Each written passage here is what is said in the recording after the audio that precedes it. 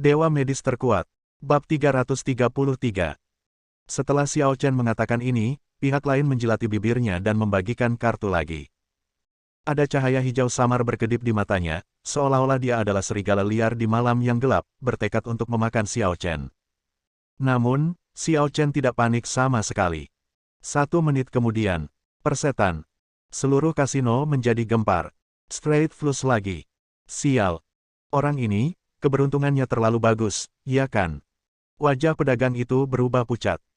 Dia menyeka keringat dingin di dahinya, dan sekilas ketakutan tampak di matanya. Ini sungguh aneh. Kartu-kartu yang diberikannya kepada Xiao Chen jelas merupakan kartu-kartu yang buruk, tetapi bagaimana bisa semuanya menjadi straight flush di sini? Apakah kamu bercanda? Namun, sebelum dia sempat terkejut, Xiao Chen sekali lagi mengeluarkan chip senilai 200 juta dolar AS. Kali ini, seluruh tempat benar-benar terbakar. Ekspresi si pedagang berubah drastis. Seluruh tubuhku mulai gemetar. Setelah 2 kejadian sebelumnya, dia sekarang tahu bahwa Xiao Chen terlalu jahat dan tidak dapat dipahami dengan akal sehat. Jika dia terus seperti ini, dia akan kehilangan uang. Pada saat ini, datanglah seorang pedagang lain yang tampaknya memiliki level lebih tinggi. Biar aku saja. Pihak lainnya seolah-olah telah diberi amnesti. Dia segera menyeka keringat dingin di dahinya dan berkata sambil tersenyum. Terima kasih banyak. Setelah berkata demikian, dia cepat-cepat mundur. Pedagang baru itu seorang pirang cantik bermata biru. Dia tersenyum nakal dan berkata, "Aku akan bermain denganmu." Xiao Chen mengangkat bahu. Tidak masalah, siapa saja bisa. Bagikan kartunya. Bagus. Pihak lain segera mulai membagi kartu, tetapi semenit kemudian, seruan lain terdengar di seluruh kasino. Ya Tuhan. Kita menang lagi. Kita menang lagi. 400 juta. Ya Tuhan. 400 juta. Seluruh tempat menjadi gila, dan pada saat ini, pedagang cantik itu berkata langsung. Kamu curang. Xiao Chen tersenyum acuh tak acuh. Bukankah itu agak lucu? Kau yang membagi kartu. Aku tidak menyentuh satu kartu pun dari awal hingga akhir. Bahkan jika seseorang berbuat curang, kaulah yang berbuat curang, bukan aku. Semua orang mengangguk mendukung Xiao Chen. Benar sekali, kalian sendiri yang selingkuh, dan kalian menyalahkan orang lain. Malu kamu. Baru saja dia kehilangan 300 juta dolar AS, dan kamu tidak mengatakan bahwa kamu curang. Sekarang dia telah memenangkan 400 juta dolar AS, dan kamu datang dan menuduh orang lain curang. Pedagang cantik itu tersenyum dingin dan melirik semua orang. Jika kau tidak ingin mati, diam saja. Begitu kata-kata itu diucapkan, semua orang menggigil hebat, seolah-olah mereka baru saja mengingat sesuatu, dan segera diam. Kemudian, bandar cantik itu mencibir dan berkata, "Meskipun aku tidak memergokimu berbuat curang, aku punya cukup bukti untuk membuktikan bahwa kamu berbuat curang. Sekarang, kamu punya 2 kesempatan. Satu adalah membawa pulang 100 juta dolar AS. Yang kedua adalah aku akan menghajarmu dan mengusirmu." Xiao Chen menyipitkan matanya sedikit. Mengapa? Apakah semua kasino di Las Vegas tidak mau kalah? Pihak lain mencibir lagi dan berkata, "Jangan banyak bicara di sini. Aku tidak punya waktu untuk berbicara denganmu. Tentukan pilihanmu." Xiao Chen menaruh tangannya di belakang kepala, tampak acuh tak acuh. "Maaf, saya selalu suka tantangan. Jadi, saya pilih yang terakhir. Kau mencari kematian. Ayo, bunuh dia." Begitu kata-kata itu terucap, semua penjudi yang sedang menonton tiba-tiba bubar dan melarikan diri dengan cepat. Sebaliknya, ada sekelompok penjaga keamanan yang sangat arogan. Saya tidak tahu apakah itu karena CD secara alami sangat tinggi, tetapi penjaga keamanan yang datang tampak seperti sekelompok banteng yang perkasa. Salah satu penjaga keamanan bahkan memiliki lengan yang lebih tebal dari kepala Xiao Zi. Saat semua orang maju, Xiao Chen berkata dengan tenang, "Wu Chen." Dengan teriakan ringan, sesosok tubuh datang diam-diam. Mempelajari. Para penjaga keamanan mengerutkan kening, tetapi sebelum mereka bisa bereaksi, sebuah kekuatan besar datang ke arah mereka. Dentuman, dentum, dentum. Setelah beberapa ledakan keras, para petugas keamanan terlempar mundur dan menghantam tembok dengan keras. Pedagang cantik itu tak dapat menahan diri untuk tidak mengecilkan pupil matanya saat itu juga. Praktisi seni bela diri. Begitu dia selesai berbicara, Xiao Chen berbicara lagi. "Sekarang Anda bisa membagi kartunya." "Apa?" Pedagang cantik itu terkejut, lalu Ye Wuchen menghampirinya dan menamparnya dengan keras. Saya tidak mengerti. Bos kita meminta kita untuk membagi kartu. Apa kalian gila? Kenapa kalian tidak membagi kartu dengan cepat? Pihak lainnya menggertakkan giginya, lalu membagi kartu lagi. Dia hanya bisa menunda waktu. Begitu pihak kasino mengetahui hal ini, mereka pasti akan mengatur orang untuk berurusan dengan Xiao Chen, jadi dia hanya perlu menunda untuk jangka waktu tertentu. Seperti yang diduga, tak lama kemudian, sekelompok pria kekar bertato menyerbu pintu masuk kasino. Orang-orang ini sedikit berbeda dari petugas keamanan. Ada kilatan di mata mereka dan mereka berjalan dengan penuh semangat. Jelaslah mereka semua adalah pejuang. Ye Wuchen terkekeh jahat, menggosok-gosokkan tinjunya, dan tulang jarinya mengeluarkan suara berderak. Dia menang secara langsung dan tanpa basa-basi. Pedagang cantik itu tersenyum kecil. Dasar orang bodoh, beraninya kau mendekatinya. Kau hanya mencari mati. Bagaimana mungkin prajurit Kekaisaran Baratku bisa dibandingkan dengan prajurit bangsa Yanmu? Sebelum dia bisa menyelesaikan kata-katanya, sesosok mayat kekar jatuh tepat di kakinya. Darah hangat memercik ke kakinya, membuatnya takut dan berteriak di tempat. Ah! Pada saat ini, ketika dia melihat ke sana lagi, wajahnya tidak bisa menahan diri untuk tidak berkedut hebat. Kelompok prajurit yang baru saja tiba sama sekali tidak sepadan dengan perhatian Ye Wuchen. Dia mengalahkan mereka semua dalam hitungan detik. Pedagang cantik itu tampak bingung, dan pada saat ini, Xiao Chen mengambil sebuah chip dan membantingnya dengan keras ke kepalanya. Apa yang sedang kamu lakukan? Mengapa kamu tidak segera membagi kartunya? Si bandar cantik bergidik hebat, menatap mata Xiao Chen, menggertakkan giginya, dan mulai membagi kartu lagi. Semakin banyak prajurit Kaisar Barat bergegas masuk melalui pintu, tetapi tidak seorang pun yang menghadapi Ye Wuchen dapat bertahan hidup, dan semuanya terbunuh.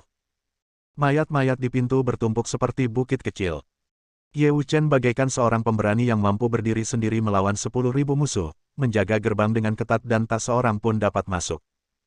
Demikian pula, di pihak Xiao Chen, Straight Flush terus muncul, dan dealer cantik itu hampir menangis. Dalam waktu sesingkat itu, dia telah kehilangan 8 miliar. Jika dia terus merugi, dia tidak akan bisa membayarnya kembali bahkan jika dia menjual dirinya sendiri. Pemilik kasino pasti akan membunuhnya. Dengan sedikit nada menangis dalam suaranya, dia memohon belas kasihan. Tuan, kumohon padamu, tolong hentikan. Aku mengaku kalah, kau boleh melakukan apapun padaku. Kumohon padamu, jangan biarkan aku bermain kartu lagi. Begitu dia selesai berbicara, Xiao Chen menjentikkan jarinya dan sebuah kartu chip meluncur melewati wajahnya dan menancap di dinding di belakangnya. Ledakan. Setelah ledakan keras, sebuah lubang besar terbentuk di dinding di belakangnya. Udara dingin menyebar, membuat si bandar menggigil hebat dan bulu kuduk meremang di seluruh lantai. Aku tidak bilang berhenti. Siapa yang menyuruhmu berhenti? Bagikan kartunya. Pada saat ini, pedagang cantik itu merasa bahwa dia telah kehilangan semua keberanian untuk hidup. Dia tidak punya pilihan selain meneruskan kartunya, tetapi wajahnya sudah dipenuhi air mata. Kalau saja aku tahu lebih awal, aku akan menghajarnya sampai mati daripada memprovokasi Xiao Chen. Sekarang sudah berakhir, kasino sudah berakhir, dan dia juga sudah berakhir. Bab 334. Seiring berjalannya waktu, Ye Wuchen membunuh semakin banyak orang, dan chip di depan Xiao Chen semakin banyak terkumpul. Akhirnya, setelah memenangkan 32 miliar, Xiao Chen meregangkan tubuh dan berkata dengan malas. Baiklah, cukup sampai di sini saja untuk hari ini. Setelah berkata demikian, si pedagang cantik itu pun melemah dan terjatuh ke tanah. Akhirnya berakhir. Tetapi dia tidak bisa tertawa sama sekali. Peraturan di Las Vegas adalah tidak peduli berapa banyak uang yang dimenangkan seorang penjudi, ia harus mencairkannya. Tentu saja, jika mereka punya sarana, mereka bisa menyelesaikannya. Sayangnya, mereka tidak bisa mengalahkan Ye Wuchen. Ye Wuchen, ambil uangnya. Jernih. Ye Wuchen menjatuhkan seorang prajurit Kaisar Barat dengan satu pukulan, lalu bergegas datang ke meja depan dan menamparkan meja hingga hancur berkeping-keping. Resepsionisnya begitu ketakutan sampai dia mengompol di celananya saat itu juga. Wow, jangan bunuh aku, jangan bunuh aku. Ye Wuchen memutar matanya. Siapa yang ingin membunuhmu? Tulis cek senilai 32 miliar. Cepatlah, atau aku akan menghancurkanmu sampai mati. Ya, ya, ya. Resepsionis itu sangat ketakutan hingga dia gemetar saat menulis cek khusus Las Vegas untuk Ye Wuchen. Cek ini dapat ditransfer sesuka hati di bank eksklusif di Las Vegas. Setelah mengambil cek, Ye Wuchen berlari dengan gembira dan meninju tumpukan mayat di pintu, membersihkan koridor agar Xiao Chen dan keluarganya bisa pergi. Setelah mereka pergi, dealer cantik itu segera memutar nomor. Hei, aku punya sesuatu yang sangat penting untuk dibicarakan dengan Lord Rian. Setelah meninggalkan kasino dan dalam perjalanan kembali, Xiao Chen bertanya kepada Ye Wuchen. Kekuatan apa yang dimiliki Kekaisaran Barat? Apakah mereka semua mematuhi Tuan Te? Ye Wuchen menggelengkan kepalanya. Kekaisaran Barat sendiri adalah kekaisaran bersatu yang menyatukan sejumlah besar kelompok etnis, jadi orang-orang di sini tidak bersatu. Pertama-tama, penduduk asli dan para imigran dari Afrika Selatan sering bentrok. Selain itu, Kekaisaran Barat memiliki banyak organisasi yang kekuatannya tidak diketahui tetapi sangat kuat, seperti Pantheon dan Blood Clan. Ambil contoh Las Vegas, ada begitu banyak kasino, dan sebenarnya, bosnya bukan hanya satu orang. Mereka seperti kekacauan yang kusut. Saling terkait satu sama lain, dan saling bertentangan. Xiao Chen berpikir sejenak dan berkata, saat kita kembali ke hotel, kau harus tetap berada di luar pintu dan jangan biarkan siapapun mendekat, bahkan untuk mencari indera spiritualmu. Jernih. Setelah kembali ke hotel, Xiao Chen segera datang ke tempat yang berada di luar jangkauan kamera. Dengan sebuah pikiran, sebuah hantu yang tampak persis seperti dirinya perlahan-lahan muncul dari udara tipis di sampingnya. Yun Xuan, aku harus keluar sebentar. Kamar ini penuh dengan kamera, jadi kamu harus berhati-hati. Sebelum aku kembali, cobalah untuk menidurkan putrimu dan jangan berjalan-jalan sembarangan. Aku akan menyiapkan formasi di kamar ini, jadi jika ada gangguan, aku bisa kembali secepatnya. Liu Yunxuan mengangguk. Jangan khawatir, aku akan baik-baik saja. Xiao Chen bersenandung pelan, lalu dengan satu pikiran, dia pun lenyap dari tempat itu dalam sekejap. Mayatnya segera muncul di jalanan Las Vegas. Di sini, terutama di malam hari, berjalan di jalan sebenarnya adalah hal yang sangat tidak rasional untuk dilakukan. Tersembunyi dalam kegelapan ini mungkin ada kehidupan yang menakutkan. Benar saja, hanya beberapa menit setelah Xiao Chen keluar, dia diam-diam dikelilingi oleh beberapa orang kaisar barat di pintu masuk sebuah gang. Orang Yan. Sialan, beraninya kalian berjalan di jalan tengah malam begini, kalian benar-benar ceroboh. Xiao Chen tampaknya sudah mengetahui segalanya sejak lama. Dia memasukkan tangannya ke dalam saku dan tidak marah. Sebaliknya, dia tersenyum santai dan berkata, kenapa? Orang Yan, tidak bisakah kalian berjalan-jalan di tengah malam? Beberapa orang mencibir dan berkata, bukan begitu. Namun, kami sedikit kekurangan uang akhir-akhir ini. Kudengar kalian orang Yan punya banyak uang. Kalian tidak keberatan membantu kami sedikit, kan? Xiao Chen mengangkat bahu. Aku tidak keberatan, tapi aku khawatir orang lain mungkin keberatan. Beberapa orang ingin mengatakan sesuatu yang lain, tetapi tiba-tiba, sebuah bayangan hitam lewat dan dua di antara mereka menghilang dalam sekejap. Ah! Diiringi dua teriakan, dua mayat jatuh di samping kerumunan. Apa? Apa itu? Apa itu tadi? Begitu kata-kata itu terucap, bayangan hitam lain melintas, dan kedua orang itu menghilang lagi. Setelah beberapa detik, mereka menjadi mayat lagi. Orang yang tersisa tidak dapat menahan penindasan semacam ini lebih lama lagi, dan berlari keluar sambil berteriak ketakutan, tetapi begitu dia berbalik, dia bertemu dengan seorang pria yang tinggi dan sangat kurus. Dia menatap orang itu dengan mata terbuka lebar dan ketakutan, dan orang itu sedikit membuka bibirnya, memperlihatkan dua giginya yang tajam. Kau vampir. Tidak. Sambil berteriak, pihak lainnya menggigit tenggorokannya. Xiao Chen tampak acuh tak acuh. Set. Kasar dan tidak sopan. Itu tidak sesuai dengan keanggunan vampir legendaris.